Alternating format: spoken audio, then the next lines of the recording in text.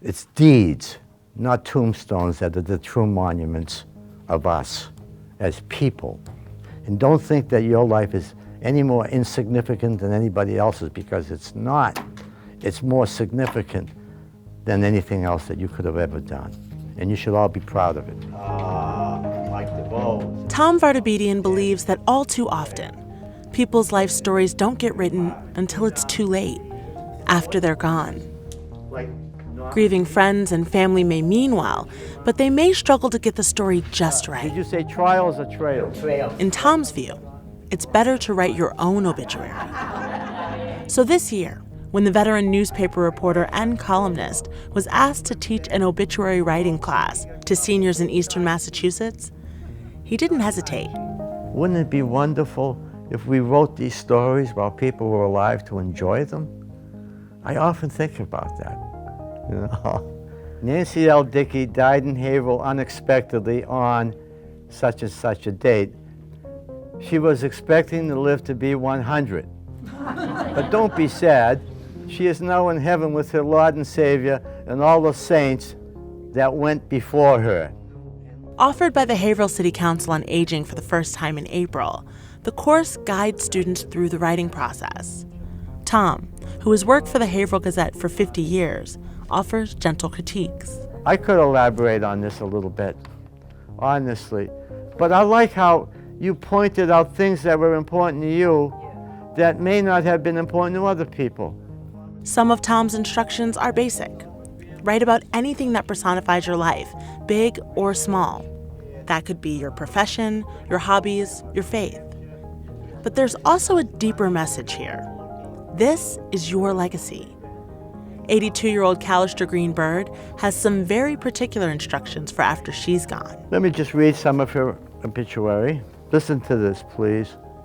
She put in a quote, "You can do that if you want to. If you wish to remember me, do a kind deed. Show love, give a smile or words of encouragement to someone who needs it. If you do what I ask, I will live forever in your heart." Signed, simply, Callister. Callister signed up because she was worried an obit written by her family might lack the full scope of her life.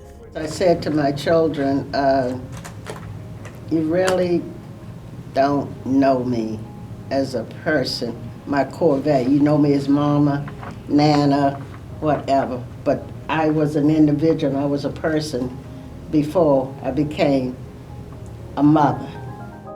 Bill Rogers said he wanted to write something that his estranged sister could read to understand him better after he passes. Ralph Whiteman Jr. took the class out of regret for how his wife's obituary was written years ago. Looking back on it now, he feels his family could have added more. Now, after the fact that I've gone to this class, it's altogether different. It's like going from a short story to a novel. God, did they ever think, number one, that they would write an obituary, and number two, they would share it openly, publicly, with 20 other people in that class? That's the most amazing part. That's such a personal thing. It all of a sudden became public. What no one at the center knew was their teacher's personal story and what made him decide to teach the class in the first place. Here I am with stage 4 cancer, and they wanted me to teach this class how to do it. I welcome the opportunity. And it just came along at the right time, at the right moment.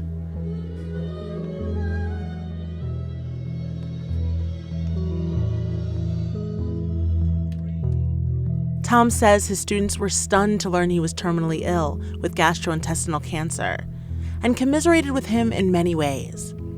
He promised to craft his own obituary before the course ended. So just hours before their third meeting, Tom sat down here in his home office, surrounded by his memories and records of his accomplishments, and began to write. Thomas M. Vartabedian, an award-winning Haverhill Gazette writer-photographer for 50 years and Armenian community activist, died, with his loving family by his side, following a courageous battle with cancer. He was 75. I took care of business. I took care of business that had to be resolved. After I had done it, it was like an albatross was off my back. That I had written probably the most important story of my life. It was my story. It wasn't somebody else's story.